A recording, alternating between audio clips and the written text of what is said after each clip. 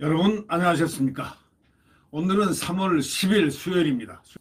오늘 그 조선일보에는 아주 재밌는 글이 있었습니다. 재밌다기보다 딱 한마디로 이렇게 표현하는 이 정권의 특성, 이 정권의 권력의 어떤 뇌구조가 어떤 것이냐, 문재인 정권의 권력의 뇌구조는 어떤 것일까? 그냥 우리 편만 찾는다. 우리 편, 이 세 글자라는 그런 기사가 나왔습니다. 금원섭 논설위원이 조선일보에서 제기한 그 글입니다.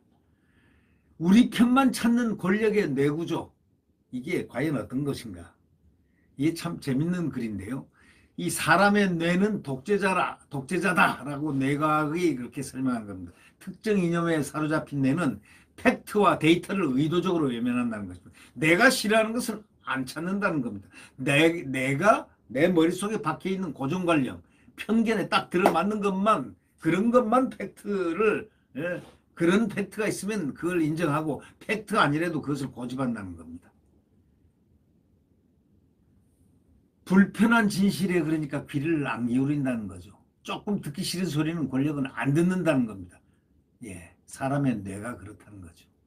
이런 증세는 전염적이다 이거죠. 사고방식도 비슷한 사람들끼리 놀고 우리 편만 옳다 이런 확신을 키워가는 이런 뇌구조. 이 사람의 뇌 자체가 독재자라는 건데 이 사고방식이 비슷한 사람들끼리 클리크를 이룬다 이거죠. 다른 생각을 가진 사람들은 그런데 그것이 더 강렬해지면은 독재화되면은 입을 틀어막거나 밖으로 내몰아 버립니다. 조직이 안부터 썩어도요. 띠띠띠띠 하고 경고음 막 울려야 되는데도요. 조직이 썩어가면 경고음이 안 울립니다. 경고음 울리려는 사람 딱 있으면 바로 지도세로 날려버립니다. 윤석열 총장 당한 거 봤지 않습니까? 그래서 위기는 뇌에서 시작한다는 말이 있다고 그 뇌과학은 경고하는 거 아닙니까? 요즘 문재인 정권 이 금태섭 위원이 아니고 금원섭 논설위원이에요. 아주 이름도 외우기 쉽습니다. 이분은 아주 그걸 연구를 많이 한 것 같아요. 아주 훌륭한 글을 썼어요. 요즘 문재인 정권은 권력의 부패를 막아야 할 그 사정기관에다가 우리 편만 계속 남긴다는 걸 발견해낸 겁니다. 오랜 동지라도 이빠른 소리하면 날려버려. 싸늘하게 내칩니다. 날려버려. 청와대 민정수석이 보십시오. 근데 저 문재인 대통령하고 인연이 15년인가 된다고 그러죠. 노무현 때부터 민정수석을 했지 않습니까? 지금 대통령이. 민정수석 할 때 그때 민정수석 그 아래 보면 사정비서관이라고 있습니다. 그때 사정비서관이 바로 사정비서관은 말이 사정비서관이 과거에는 그 수석급입니다. 수석급인데 하도 수석급에다가 사정자가 붙으니까 이 권력의 견제장치가 안 되니까 민정비서관 아래다 딱 둔 것이 바로 민정비서관 아래 사정비서관이 있는 그런 격이 됐습니다. 제가 알기로는 그렇습니다. 제가 과거의 청와대에는 사정수석이었습니다. 그런데 이 사정비서관인 그 신현수 사정비서관 그렇게 친하고 그렇게 또 사정비서관을 했던 신현수 수석은 무난하고 굉장히 그 뭐라 그럴까 이 완만하고 성품이 좋고 또 이렇게 강직하고 뭐 이런 등등 해서 하여튼 아주 이 민정수석인 문재인 대통령과 둘이 사이가 굉장히 좋았다는 거 아닙니까? 그런 분도 정권 불법에 대한 수사를 뭉개고 검찰총장 몰아내기 앞장선 친정권 검사들이 영전 유임하는 건 이건 바람직하지 않습니다. 라고 대통령에게 얘기를 했다는 것입니다. 그런 식으로 얘기가 된 거 아니냐라는 얘기들이 흘러나오고 있죠. 그러자 법무부 장관이 왜 우리 편에 안 씁니까? 박범계가 그랬습니다. 박범계. 왜 우리 편에 서지 않느냐? 아니, 법무부 장관이 우리 편 있고 네 편 있고 내 편 있습니까? 대한민국 법무부 장관이지. 이따구 사고를 하고 장관을 한다니까 변창흠이 같은 사람이 지금 보십시오. 앞으로 그 사람 성하지 못할 겁니다. 이제 캐면 아무리 안 캘래도 바로 캐어지게 된 사람이 바로 변창흠입니다. 두고 보십시오. 뭐요? 지금 조사 주체입니다. 저런 사람이 스스로 딱 던지고 나가야 되는데 던지고 나갈 힘이 있습니까? 왜? 과거가 무서우니까 현직에서 어떻게 해결해 볼까 하는 그런 마인드가 일이라도 있는 거 아니겠습니까? 그 이제 이 박범계가 법무부 장관이 말이죠. 왜 우리 편에 안 서냐고 사정 비서관 했던 과거에 문재인 대통령의 사정 비서관 했던 15년 지기 아주 친했던 분, 그분에게 대뜸 그런 얘기를 했다는 거 아닙니까? 그렇게 전해지고 있습니다, 언론에. 정권에 맞선 검찰총장 편 들지 말란 뜻이죠. 검찰총장 윤석열 편 들지 마, 이런 뜻입니다. 우리 편 아니야, 너? 우리 편 아니야? 이런 뜻이죠. 대통령은 장관이 올린 인사안을 결재했습니다. 민정수석이 낸 사표는 수리됐습니다. 결론적으로 그렇지 않습니까? 노무현 청와대 지난 대선 캠프에서 대통령과 함께 일했고 법률 지원단장 했지 않습니까? 이 신현수 씨가 이 법률팀장하고 아주 항상 함께 15년간 문재인 대통령을 위해서 일을 했던 분입니다. 근데 이 정권에서는요, 우리 편도 눈에만 딱 나누면 그 순간에 그대로 공개적으로 파문당하는 바로 이러한 형식을 밟는다고 이 금원섭 논설위원은 얘기를 하고 있는 겁니다.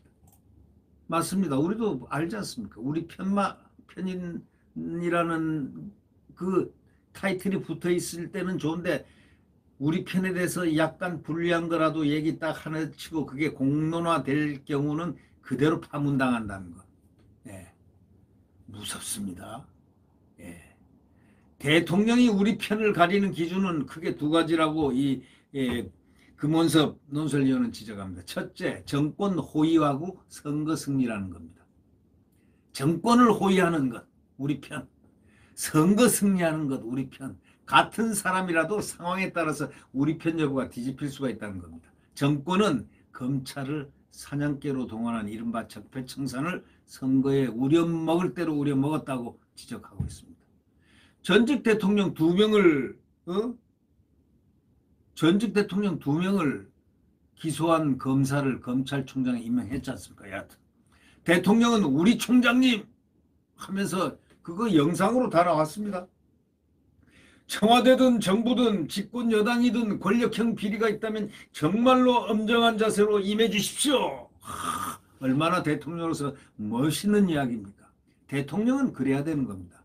청와대든 정부든 집권 여당이든 권력형 비리가 있다면 정말로 엄정한 자세로 검찰총장님께서 그런 자세로 임해달라.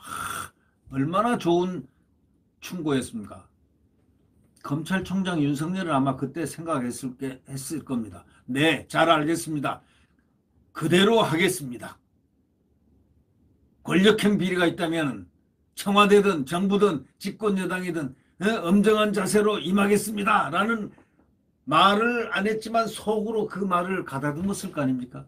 윤석열 총장은 그의 성정도 그렇지만 그의 성격도 그렇지만 그대로 실행을 한 겁니다. 대통령 말을 정말 잘 들었다고, 제일 잘 들었던 거죠. 왜? 대통령이 그러라고 했으니까 청와대든 정부든 집권 여당이든 권력형 비리가 있다면 정말로 엄정한 자세로 임해달라 했으니까 내가 임하고 있다. 바로 그것이 조국이 처음 딱 걸린 겁니다. 살아있는 권력 제1호 아닙니까? 살아있는 권력. 그 사람을 탁 그 부패 비리 이런 부분을 수사를 했다는 건 그래서 국민들이 환호를 한 겁니다.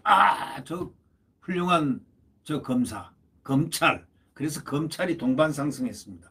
검사와 검찰총장이 일체가 돼가지고 살아있는 권력에 대해서 칼을 대기 시작했습니다. 예. 그 검찰총장이 조국 전 장관 일가의 파렴치 범죄를 수사하니까 대통령 태도가 확 바뀌었습니다. 절제된 검찰권 행사가 중요하다. 이렇게 차갑게 내겠습니다. 절제된 검찰권 행사가 중요하다. 아니, 그 바로 임명장 줄 때는 뭐라 했죠?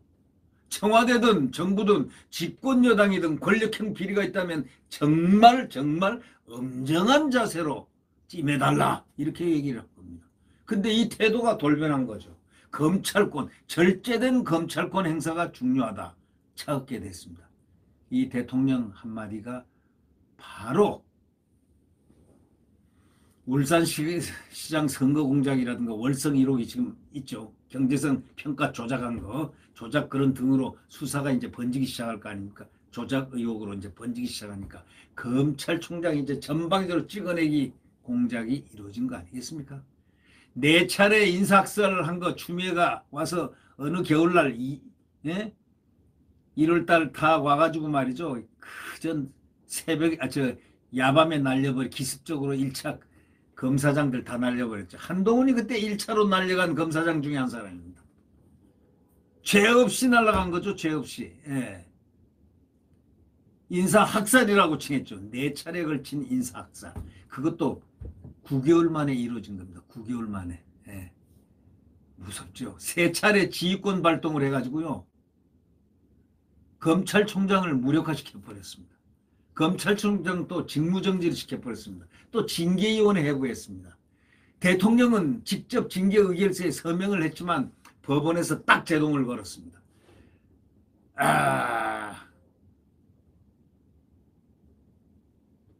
법원 홍순욱 판사. 그분이 앞으로 이 김명수 코드가 어떻게 발령을 내나를 국민들이 이렇게 쳐다보고 있습니다. 또 훌륭한 조미연 판사. 여러분 아시죠? 행정법원의 조미연 판사는 우리법연구원과 이 김명수하고 코드가 같은 아마 그 모임 출신으로 이렇게 알려져 있지만 그분은 대한민국에서 진짜 판사라는 얘기를 듣습니다. 법과 양심에 따라서 검찰총장을 손들면서 법무부 장관인 추미애를 아주 준엄하게 꾸짖었습니다. 바로 이러한 훌륭한 사법부 판사들이 있기 때문에 대한민국이 살았다고 봐야 됩니다. 검찰이 또 살았습니다. 윤석열이 살았습니다. 그래서 윤석열이 오늘 대한민국에서 지금 대권 행보를 향한다는 바로 대선 주자의 여론조사 1위가 지금 돼 있는 것입니다. 그 정권이 하다 안 되니까 검찰 수사권까지 모두 뺏어버렸잖아요. 그런 입법을 추진했지 않습니까? 예. 전체 검사들을 겁박하는 작전 폈어요. 검찰총장이 할 수 없이 나가게 말이야. 더 이상 못 버티게. 그러니까 못 버티고 나갔잖아요. 그래, 내 나간다. 자유민주주의가 지금 파괴되고 헌법정신이 파괴되고 등등의 이야기를 막 쏟아냈습니다. 예, 그 말은 윤석열이가 화가 난다고 마지막 가면서 쏟아낸 말이 아니고 그가 지키려 했던 바로 헌법적 가치, 법과 원칙에 따라서 국민을 바라보고 간다라는 바로 그 얘기를 한 겁니다. 법치가 파괴되고 있습니다. 국민 여러분. 이제 국민의 힘이 필요합니다. 바로 얘기한 그 검찰총장 그 말이 설득력이 되고 그것이 인정이 된다. 왜? 국민들은 쉽게 인정했습니다. 왜? 지난 1년을 다 쳐다보고 살았기 때문입니다. 추미애를 알고 추미애를 너무나 잘 알고 있기 때문에 어떤 추미애라는 것. 박범계를 잠깐 동안 지금 몇 개월 안 되더라도 박범계를 국민들이 다 알아버렸죠. 왜? 권력이 가혹행위를 하는 것을 딱 아는 것은 금방 알죠. 윤석열 총장이 가혹행위를 당했다고 생각하죠. 국민들이. 그래서 실제로 당했죠. 검찰총장이라고 하다 못해서 검찰총장 되면 속된 말로 폼 한번 잡아보는 그런 자리 아닙니까? 이 폼 한번 잡아본 적 있습니까? 숨도 못 쉬고 살면서 충돌하고 인사권 빼앗기고 지휘권 빼앗기고 징계에 올라가고 이렇게 하면서 대한민국 민주주의를 수호하려고 자유민주주의를 수호했다. 이런 결론 아닙니까? 그러면서 살아있는 권력에서 계속 수사해. 계속 수사해. 바로 이것입니다. 이거는 윤석열이가 어떻게 반기문이하고 같을 수가 있겠습니까? 어떻게 고건희하고 같을 수 있겠습니까? 그 형극의 길을 살아온 길인데. 그렇죠?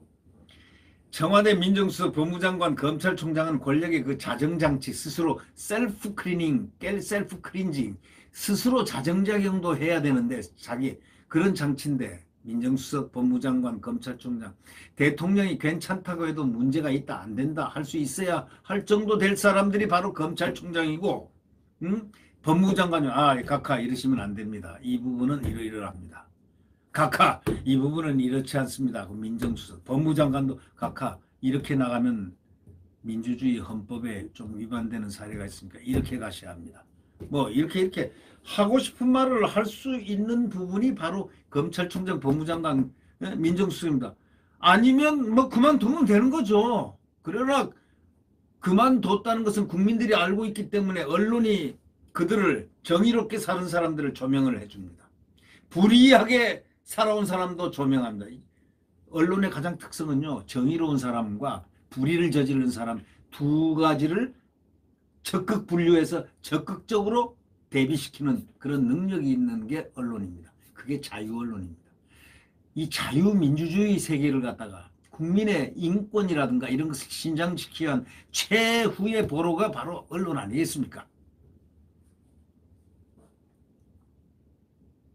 사정기관이 모두 우리 편으로 채워진 정권에서는 기대하기 어렵습니다. 신임 민정수석은 민변 부회장, 노무현 청와대 법무비서관, 문재인 정부 감사원, 감사위원을 지낸 정권편이었습니다. 신임. 법무장관 역시 대통령이 직접 골랐습니다. 잘 아시죠? 누군지 박범계. 차기 검찰총장에도 아마 정권에 충견을 안칠 것이라는 것이 언론의 지적입니다. 작년에 뇌물 횡령 배임 때 중대부패 수사가 저조했다고 법무부가 밝힌 적이 있습니다. 정권이 자신의 불법을 덮으려고 검찰을 찍어 누르면서 국가의 반부패 역량이 위축된 겁니다. 한국 LH 직원들 지금 말썽되고 있는 거 땅 투기. 수사기관이 적발한 게 아니라 제보로 드러난 겁니다. 이게 투기 수사 전문기관인 검찰은 수사권 자체를 빼앗겨서 손발이 완전히 묶여버렸습니다. 자, 부실기업 최고 경영자가 실패가 폭로되는 게 무서워가지고 분식회계를 한다고 내각은 이렇게 풀이합니다. 자, 이 금원섭 논설위원이 마지막에 이런 얘기하죠. 마지막 글을 한번 읽어드리겠습니다. 네. 타조가 머리만 숨긴다고 몸 전체를 감출 수는 없는 일이다. 딱 합니다. 부정과 비리가 탄로날까봐 공포에 떠는 정권의 권력형 분식회계 이거는 사라져야 한다. 타조가 머리 이렇게 숨긴다고 몸 전체를 다 감출 수는 없는 일이다.